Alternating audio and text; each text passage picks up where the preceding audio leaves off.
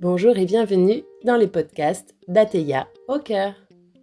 Aujourd'hui, dans le volet périnatalité, j'avais envie d'échanger autour de la notion de la grossesse et du temps.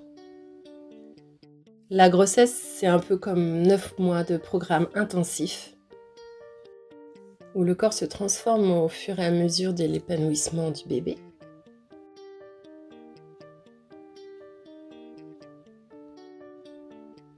C'est 9 mois où les hormones vont égaler des records olympiques de variation, où la liste des émotions s'allonge au fil des jours et au fil des événements liés à la grossesse. La grossesse, c'est le moment où la femme enceinte devient une championne de jonglage entre sa famille, son travail, ses amis, les professionnels et bien sûr avec son bébé qui grandit en elle de jour en jour. Et dans tout ça, parfois il est difficile de se reconnecter à soi en tant que femme enceinte. Et du coup, j'avais envie de noter un peu, de pointer le fait que, et si en tant que femme enceinte, on prenait un peu le temps, de prendre le temps, de prendre son temps, de prendre soin de soi. Parce que votre grossesse a été attendue, programmée, espérée, choisie ou non, ou une surprise, ces 9 mois-là restent une période très particulière dans votre vie. Et entre les habitudes quotidiennes et puis celles qui arrivent, qui sont liées à la grossesse, il est parfois difficile de trouver le temps de prendre du temps pour soi. Alors pourquoi prendre du temps pour soi quand on est enceinte ? Parce qu'au-delà de se faire du bien à soi, ce qui est essentiel et primordial, dans le cas d'une grossesse, tous les bénéfices que la maman va avoir vont être transmis aussi à son bébé.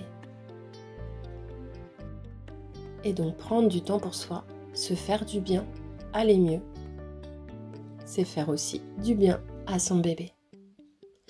Sans culpabiliser de prendre du temps pour soi. Prendre du temps pour soi, se poser, ça permet physiquement et physiologiquement de réduire toutes sortes de stress. D'améliorer son bien-être mental, psychologique et aussi physique. Prendre du repos par exemple, ou aller marcher dans la nature, lire, ne rien faire. En tout cas faire des pauses, respirer. L'idée est de faire une pause pour soi, à sa façon, avec ses modalités. Ce qui permet à ce moment-là de se considérer, de prendre soin de soi, d'être à l'écoute de ses besoins, de se recharger, de s'aimer, de se faire une parenthèse d'amour à soi, en prenant juste le temps de respirer.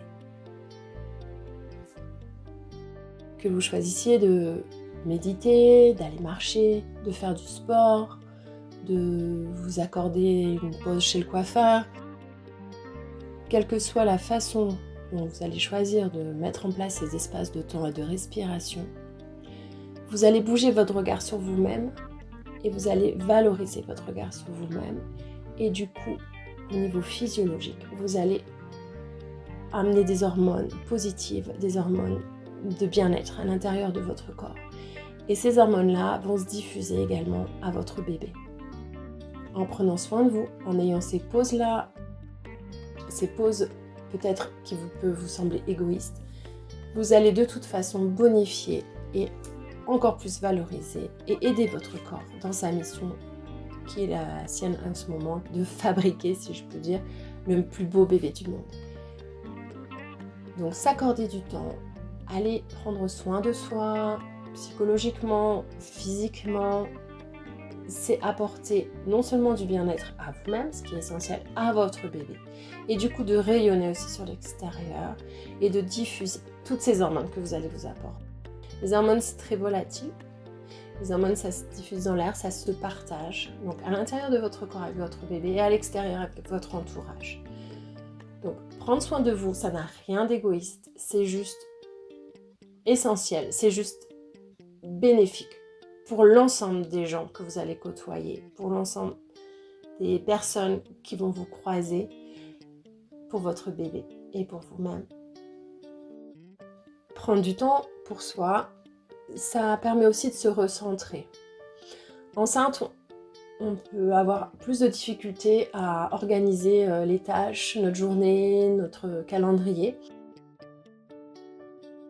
Ce qui est aussi dû au fait d'être enceinte, aux connexions au niveau du cerveau qui sont modifiées pour permettre au bébé de se développer. Prendre ce temps pour soi, c'est aussi permettre de libérer de l'espace mental pour se consacrer peut-être à l'organisation de tâches et ainsi nous libérer et encore nous déstresser. Et prendre le temps du coup permet de prendre du recul sur les choses. Peut-être que notre vie elle est un peu rapide, un peu speedée par des obligations, des contraintes, des horaires, des rendez-vous, des timings. Et là, s'autoriser ces respirations et ces prises de recul permettent aussi d'agir d'une façon plus posée, moins dans la rapidité, dans le speed, et d'enclencher à nouveau une détente et une appréhension des choses et de la situation de façon plus sereine et plus valorisante. Et on s'envoie ainsi encore plus d'amour et on diffuse à nouveau les hormones de l'amour, les hormones du bien-être à l'intérieur de notre corps, pour nous-mêmes ou pour notre bébé, et à l'extérieur, pour l'environnement. Même si on est tout seul, on diffuse et on baigne dedans. Et prendre du temps pour soi, c'est aussi permettre à notre créativité de se développer et ainsi être productif dans le rêve, dans l'imaginaire et aller au-delà de notre quotidien, ouvrir de nouveaux espaces et permettre à notre vie de s'encenser dans le sens où on va y apporter une nouvelle couleur, un nouveau regard, une originalité, un petit plus.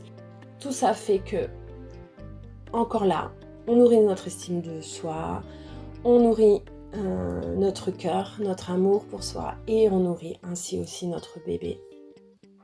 Notre bébé de cet amour et de ce regard qu'on porte sur soi. Même si ces temps de pause sont très courts, ça peut être 5 minutes dans la journée, ça peut être 1 heure de temps en temps. Idéalement, ce serait effectivement que quotidiennement, on s'accorde du temps pour prendre du temps pour soi. Chacun d'entre nous, enceinte ou pas d'ailleurs. Mais enceinte, c'est une période tellement particulière dans la vie d'une femme où la femme peut s'autoriser peut-être à vivre ça de façon plus intense et plus régulièrement. Et qui sait, peut-être que ça va devenir une habitude et une fois que la grossesse sera passée, prendre du temps pour soi va devenir tellement essentiel dans votre vie que vous aurez envie de le continuer. Alors aujourd'hui, le choix d'atelier ou d'accompagnement est multiple. Beaucoup d'activités sont proposées pour les femmes enceintes, pour les couples. Vous pouvez participer à des ateliers de yoga, de chant périnatal, de l'autonomie, des diverses préparations à la naissance ou accompagnement à la grossesse. Le choix est vraiment large et grand. Et parfois, j'ai pu observer dans l'accompagnement des couples certains qui allaient faire un atelier le lundi, un accompagnement le mardi, un le mercredi. Tous les jours, ils s'octroyaient du temps pour aller faire un atelier ou une activité ou un soin ou autre, une discussion, un échange, peu importe. Mais l'emploi du temps était rempli. Et là, en fait, quand on va choisir beaucoup d'activités pour l'accompagnement de la grossesse, ce qui peut être rassurant, ce qui peut être utile, il y a un risque justement de s'imposer beaucoup de contraintes et d'horaires entre les rendez-vous médicaux, les rendez-vous familiaux et les ateliers. Ça peut vite engorger l'emploi du temps et mettre un stress en fait. À bien réfléchir lorsque vous décidez de suivre des ateliers, de savoir s'il faut vraiment que vous en fassiez autant ou si un ou deux vous suffirait et peut-être d'aller choisir et de privilégier la simplicité plutôt que la quantité. Avoir de la qualité d'accompagnement, c'est important et le choix multiple et intense peut éventuellement avoir l'effet inverse. Prendre le temps de libérer de l'espace pendant cette période-là et du coup de se permettre de ne rien avoir à avoir des temps vides, avoir des temps libres, avoir des temps qui laissent libre accès à l'imprévu et à la connexion à soi. et du fait à son bébé qui grandit en soi.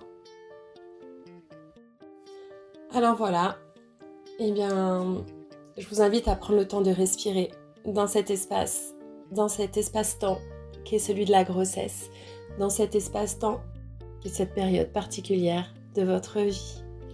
Merci pour votre écoute. Belle route à vous, bon repos, bonne respiration et bon temps.